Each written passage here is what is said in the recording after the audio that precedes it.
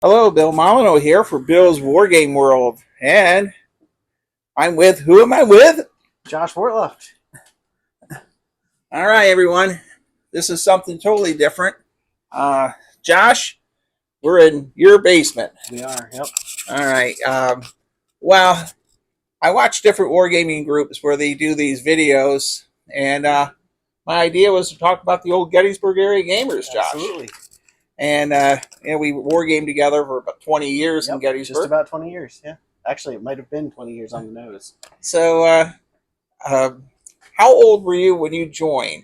I was 17 when I first started playing with Bill Clark's group that started meeting at Greystone's Historical in Gettysburg, Pennsylvania. All right. So that was, you remember where Greystone Yes. was. Yep.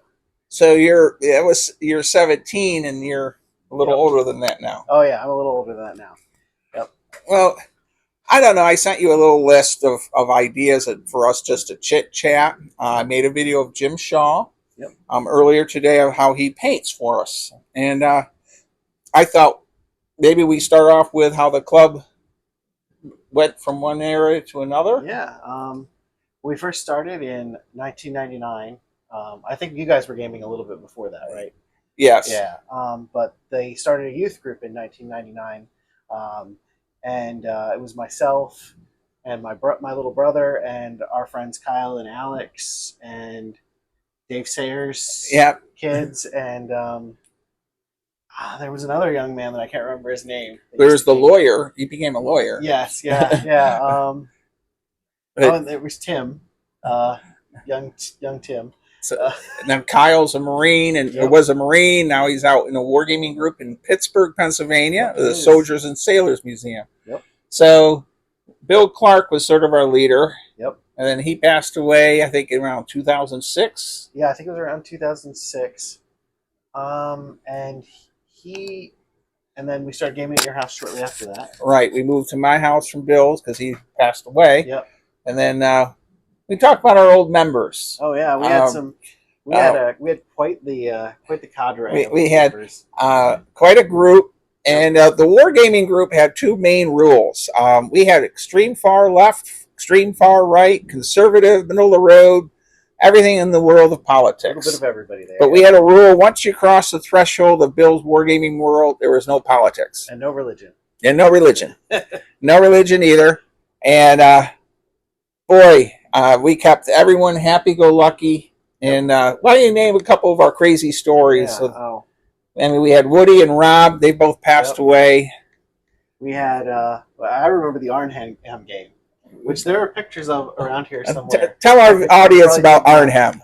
We played Arnhem. Was that 8 weeks we played that game? 8 weeks. It was like 2 full months. 172nd. 172nd scale Arnhem.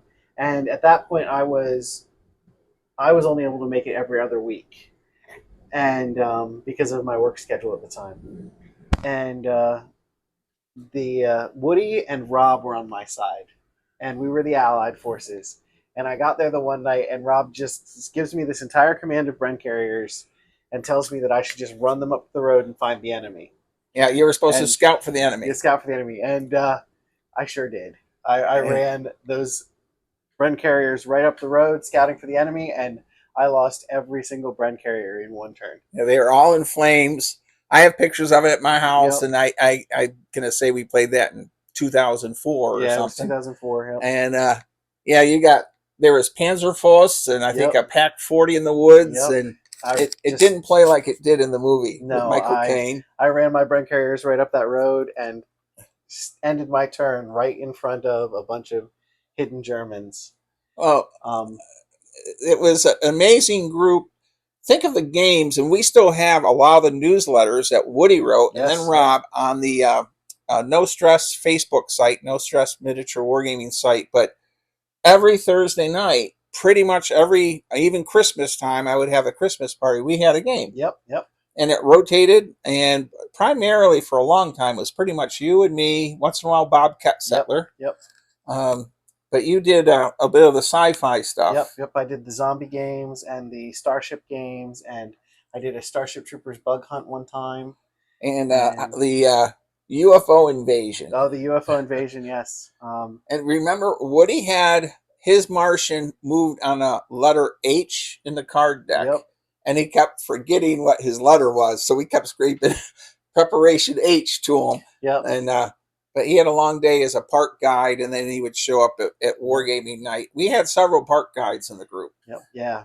Woody and Rob were both park guides. And there was another gentleman that came with us for a while, the park guide, wasn't there? Yes, he was, and I forgot his name. You know, I've moved away in 2016. Yep. Yeah. And, you know, we're talking almost a decade. I've been with Lisa in Baltimore. Yep.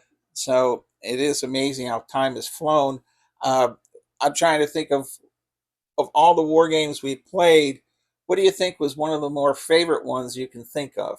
I mean, the Zulu games were always a big hit. The Boxer Rebellion games were always a big hit. Boxer Rebellion was fun. The zombie games always seemed to be really popular. We had like an ongoing story there. I have one that I believe you were the game master, and we were playing Star Trek, everyone. Oh, yeah. And Woody and somebody else had a whole row of Klingon battle cruisers or Enterprises. They were the Federation. They were the Federation. You plotted ahead of time. And tell our viewers what happened. Yeah, Woody and Rob plotted their movement, and all of their cruisers ended up in the same hexes. And they all got destroyed. And they rolled really poorly, and they all blew up.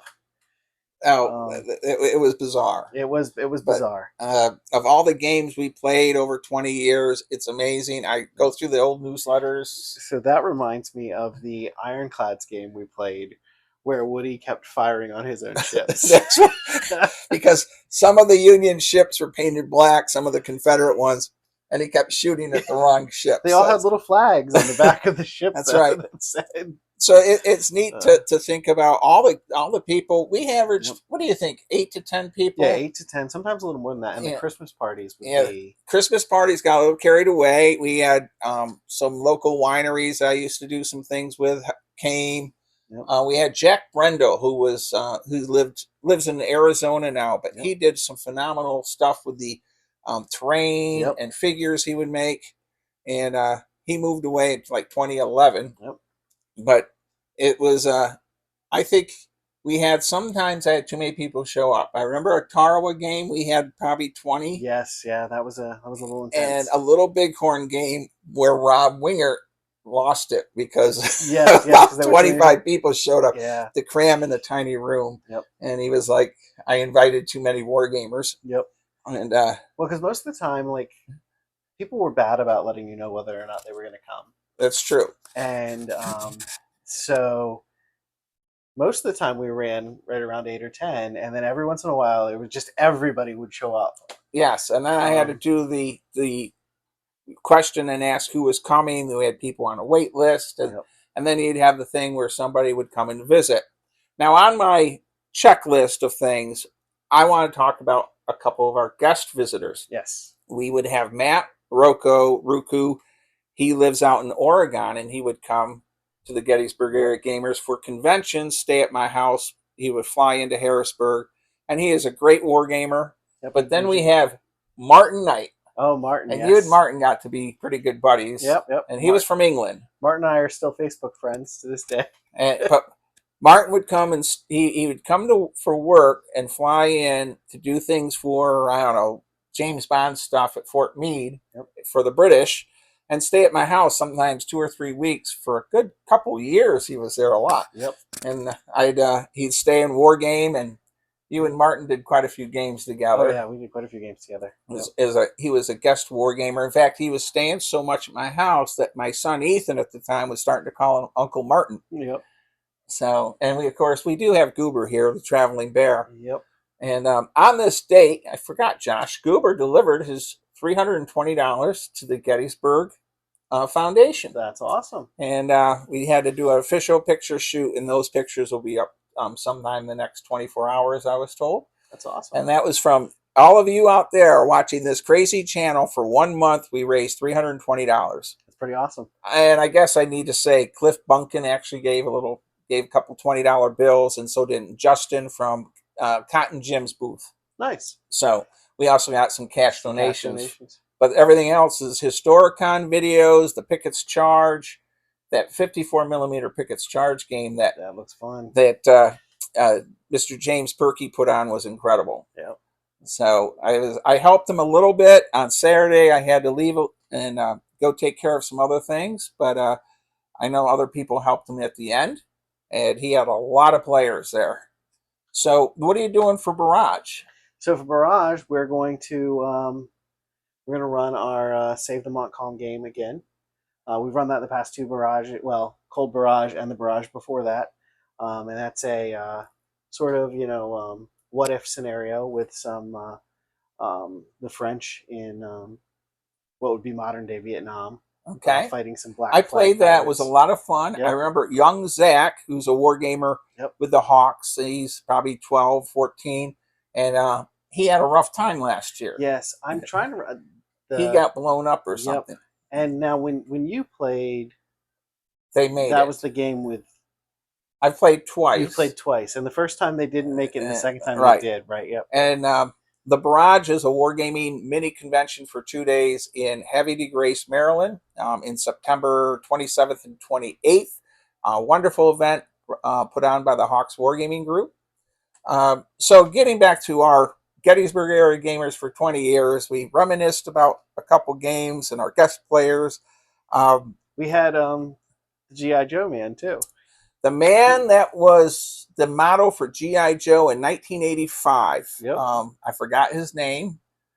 He is, last I knew, he is a police officer for the railroad. Yep. But he was the mold for G.I. Joe in 1985. They gave him a brand new Mustang and $50,000. Yep. And he came as a guest player. Yep, that was a pretty cool. We also had Ed Miller, who is a very famous war gamer. His son, Rusty Ed Miller, is actually running Fallen this year. Nice. But when Ed Miller would come to war game, he actually had an HMGS plastic type credit card, and I think his number was number 3. Because when HMGS was founded, they actually made little plastic like credit cards. Right. And he was number 3, and he was very proud of that. When I would see him, if any of you people know Ed, he's passed away several years now, but I'd see him on the street or at the giant grocery store, and he would be using the F word. How you doing, Bill? And yep. But he would liven up a game. Very curmudgeonly and friendly at the same time. So it was always a good time. And it's interesting how fast time flies. Right. So I do videos of we didn't have these 3D printers. I see you don't see this, everyone out there, but we have 3D printing stuff all over the place. And when we were wargaming, we had a much more limited selection of stuff. Right. Yeah. Yeah. It's I print for other people so that I don't print for myself. So you don't, well, it is quite an amazing thing of the printing. So the Gettysburg area gamers, I miss the camaraderie, and there was stress with it though too. Yeah, there was definitely. And if you're out there and you're thinking of forming a wargaming group, you really have to think ahead of how many people can you comfortably fit in your room. Exactly. My room, it became like DOS boat some nights, and I think also we had problems with heat and air conditioning. We did at different times. Yep. Even when I built the garage into an official wargaming room, and then you had the problem of sometimes you have personalities that don't always click. Yep. Now I'm going to remember this story. We had, I'll say, Mr. B was using cavalry, and Mr. K was doing infantry. They were on the same side. One wouldn't get out of the other one's way, and he just gave up and charged into him and attacked his own force, the other person, and they're on the same side. They had a feud for a couple of weeks. They did. They did not let that go for quite a while. Yeah. And it was interesting because when Bill ran the group, sometimes he would tell me stories about conflict, and I always kind of thought you were exaggerating a little bit. And then when you moved away and I ended up taking over the group for a few years, I was like, no, Bill was underselling the conflict that comes up sometimes. So if you're forming a wargaming group, I know there's several videos out there, including Little Wars.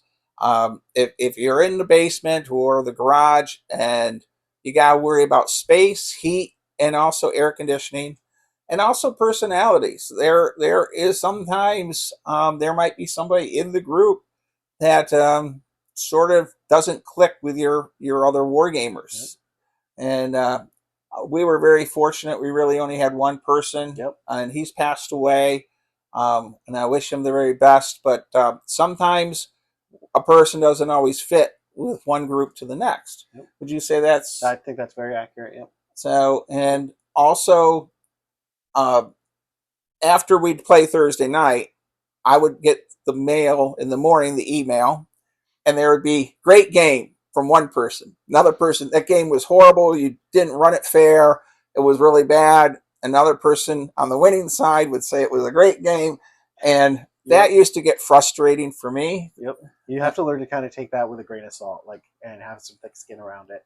Because there's one thing when people are just complaining that it's an awful game, and there's another point when people are actually providing you with constructive criticism. Right.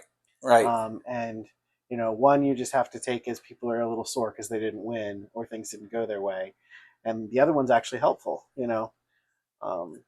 I think it's very, very true in rounding it up the next day, because then I could, if I was running the game the next week, I could also tweak something. But we were actually running a different time period and scale of figures from week to week quite often. Yeah, quite often. But what we would do is we would vote for a whole month's worth of games. So we'd go around the table and we'd say American Revolution. I would run that, and then Josh would do Franco-Prussian War. Yep. How do you think that worked out? I think that worked out really well. It kept us like there was always something new and interesting. We could experiment with new rule systems. We could experiment with new periods. You got to play stuff that you otherwise wouldn't get to play, because somebody might have a collection that somebody else doesn't have. That's right. You had Franco-Prussian War, so you were only one in the group, and really we were. Several of our members didn't even have armies or figures. Many of them didn't have much armies at all. Woody, I don't think, had one figure in his name. But gamed with us every week. He gamed with us every week. Yep. So Elwood Woody Christ, famous author and historian, author of The Struggle of the Bliss Farm. When I made my first published board game, The Struggle for New France, I'll use part of that title. Woody gave me that idea. But we could go on forever of the crazy Woody stories. He was taken from us at 60 and a great person. And is there a story that would be legal to tell them? That's and we could talk about the Woody roll, but that gets a little sketchy. Well, that one's even a little. How about the Pop-Tarts? Oh, the Pop-Tarts. I was just telling somebody about this the other week. Well, let's tell them about the Pop-Tarts. Well, when you worked for, I worked for General Mills, and we had samples for Fiber One high fiber Pop-Tarts. They were out for maybe 3 months, and they got discontinued. Yep. Take over the story. Bill would bring in like the samples and let us try samples sometimes. And one night, I think Woody ate at least 2 boxes of these Pop-Tarts. Yes, he did. And he thought they were delicious, and he just kept wolfing them down. And we're like, man, those are Fiber One. You're going to have some digestive issues tomorrow. And he sure did. While he was on a bus tour, apparently. Yes. If I remember correctly, they had to stop the bus. Yes, he did. And he was mad at me because he said he was on the toilet for 3 days. And he couldn't believe, he said it cleared him out better than when he had a colonoscopy. Now, on the box in that time, it actually said no more than 2 in a 24-hour period of eating them. But it was 2 boxes. He came directly from giving tours, and he was hungry, and we don't even make them anymore. It's over more than 15 years ago. But he was really over the top on those. Because Woody passed away in 2014, right? Yes. Yeah, so it's been January 6th, because I was called by the state police and the Park Service, because Woody and I were very close, and I went over to the house, met Rob Wingert there, and he had passed away several days earlier, and they had us wait on the sidewalk. But it was a very depressing way to lose a dear friend, and I spent many holidays with him, because he had his brother was away at another place too far away to visit, so he used to spend a lot of holidays with us. So as we continued down our road of reminiscing, Josh, I have to say your daughters are really old now. They are, and I come and visit here at your new house. But I remember when you'd bring them, and they were like little. Yep. And that's amazing how fast time flies. Yep. But I think they like Zombie Wars, right? They'll play pretty much anything from time to time.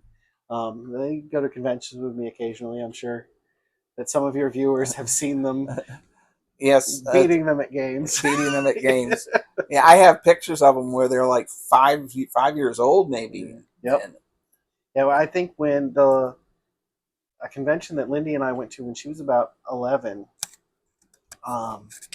she ended up playing in a very British Civil War game, okay. and she ended up in command of this group of Cossacks. And everybody that was on the same side as her was advising her against her move, but she decided that she was going to run these Cossacks right into the square and just frontal assault this entire group of whatever the opposing force was. I can't remember.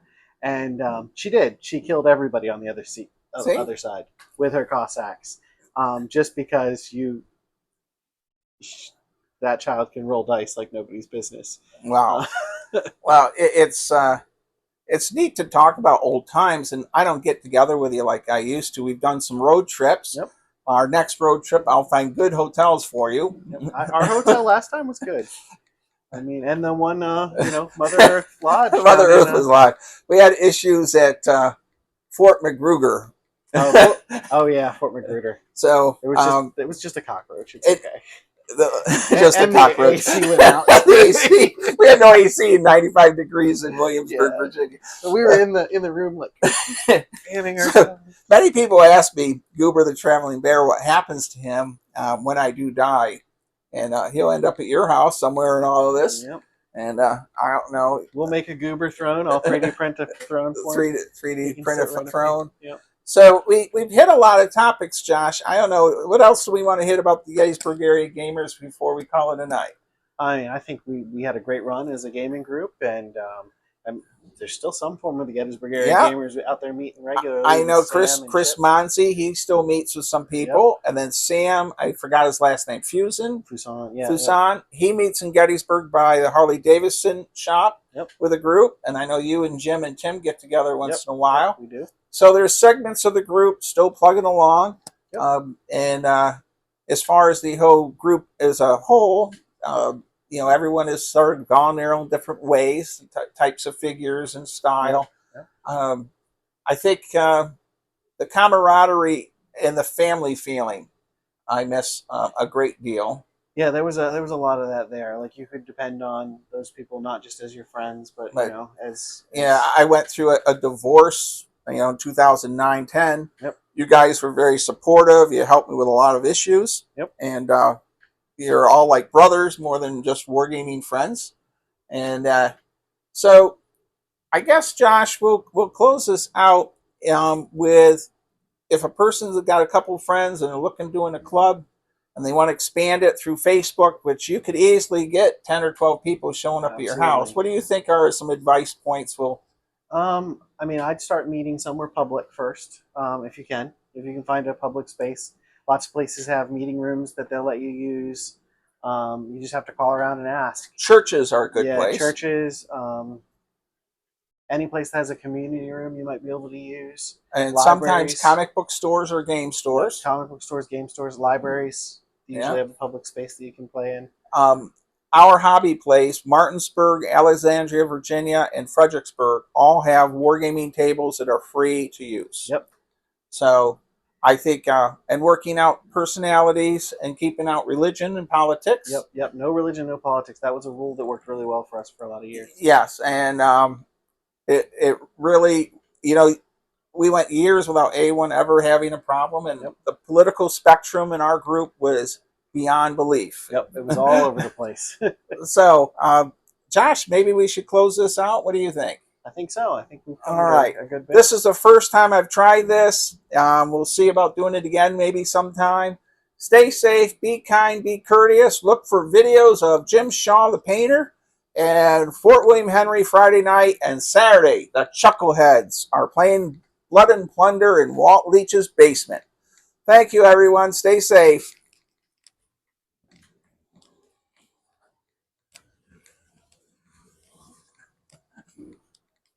That was a fun.